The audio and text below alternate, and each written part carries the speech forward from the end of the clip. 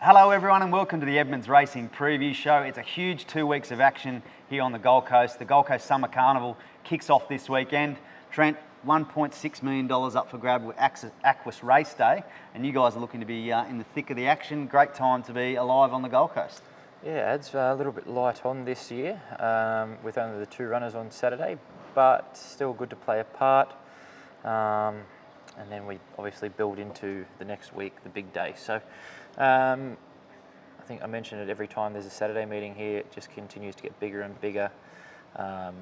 New initiatives and new races this year for the first time, the debut and the syndicate and the like. So going from strength to strength, yielding prices will be hot again, you'd have to think, and hopefully we can be a part of it. Yep, sounds good. Well, the sales kick off next week. Inspections are obviously underway this week, and it's all happening. And it was also a big week for the team last week. Alpine Edge ran in the inaugural running of the King of the Mountain and certainly lost no admirers. He was brave, wasn't he, running second? He was good. Wow. Had his chance to win. Took a track record to beat him. So evidently the horse that won is fairly smart. I think it's only been beaten once, and locally trained as well. So that counts for a lot, going up there and taking those guys on in their own backyard. Very tricky track. It goes up and down and sideways and climbing, and then you know, you've got to have a really sort of tough, fit horse to go there and be competitive. Martin gave him a great ride. 1-1 from the barrier after not long. Was jogging. Didn't go the early crow, but I must say, deep down, I thought... You got the feeling that... Yeah, I thought it's going to take a good one to beat him, and it took a good one to beat him, track record. So full steam ahead to either one of the races on Magic Millions Day. Unsure which one yet, but I think he's nom for 4 races, so plenty of options. Plenty of options, yep. Yeah, and that's the beauty of Magic Millions, isn't it? Obviously, a lot centres around the 2-year-old and 3-year-old, but there's a race on the program for, you know, horses like him that are now progressed. And what was the experience like, inaugural King of the Mountain? I know there was lots of owners on track. Obviously, they would have been proud with their horses' efforts, the Lucky Clover team and whatnot. But what was the vibe like on the night? Yeah, awesome. Big crowd. Young crowd. Obviously haven't spent a great deal of time in Toowoomba, but a heap of young people there enjoying the night.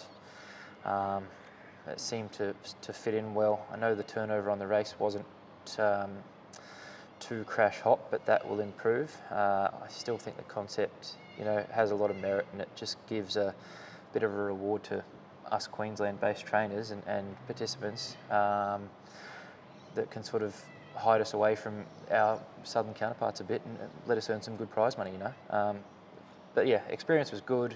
Our owners had a ball, and yeah, it was a good night. Motivated Miss ran well on the night too, so that was good. And she sort of, while not winning, she showed that she's capable enough, and she'll win a race pretty quickly. That was more her level of showing the ability that she's shown you on the training track. Just doing things right, yeah. Like first 2 starts were ordinary, to say the least, with excuses, and then Saturday was much better, and sort of the last 50-60 metres of the race she was really coming on strong. So probably step her out in Journey next one, and she could be breaking her maiden pretty quick. Okay, one for the Black Book there. Potentially another one for the Black Book was the Vows, who lived up to the sort of ability that he'd shown previously, and second up, got the chocolates at the Sunny Coast. Yep, same ownership group, On Fire Racing, the Kirsten brothers from Darwin, really good supporters of ours since coming on board a couple of years ago with these couple of horses, and you know, it's good to win races for good people. He's fairly progressive, this little horse. He showed absolutely nothing. He was very plain, but I think he was just getting fit when he was his first racing prep. He was just sort of taking a long time to get fit, and he's still not quite there yet this time around, even though he smacked him on Sunday. I think once he gets to a mile, sort of maybe another run under his belt, then you'll see his best.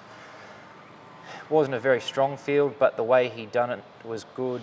Ben Thompson riding on the crest of a wave, evidently, give him a super steer. One off the fence after not very long, and that won him the race. He was really powerful through the line, so good improvement to come, and He'll miss Magic Millions Day because he just doesn't have enough prize money, but that is what it is. If we could find a Saturday cutest race for him in the coming weeks post that, ideal. Back to 3-year-old grade.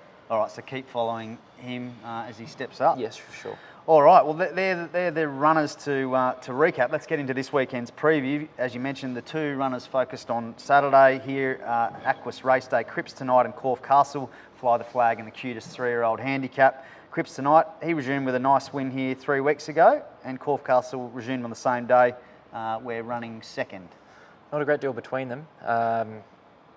Cripps tonight has drawn that crucial soft barrier for him, has an absolute abundance of speed.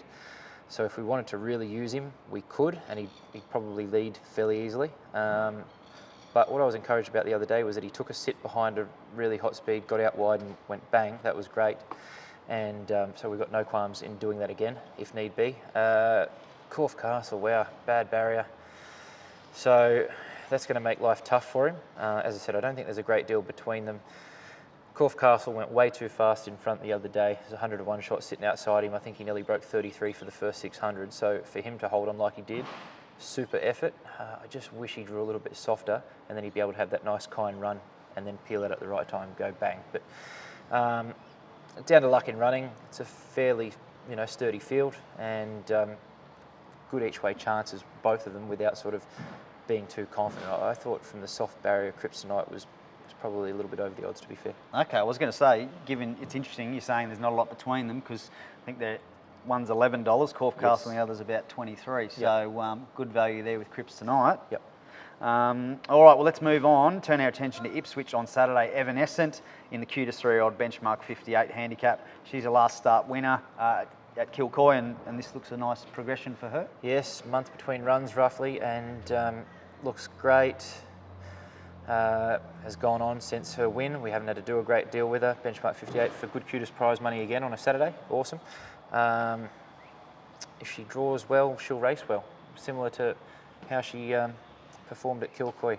Boom, just behind the speed, and then get at them at the right time. But she seems to be going well enough, and having a look at the noms, it looks to be a nice race for her. Yeah, we're recording this before acceptances, so good luck to the Arch Park team there with Evanescent. Well, look who's decided to join us.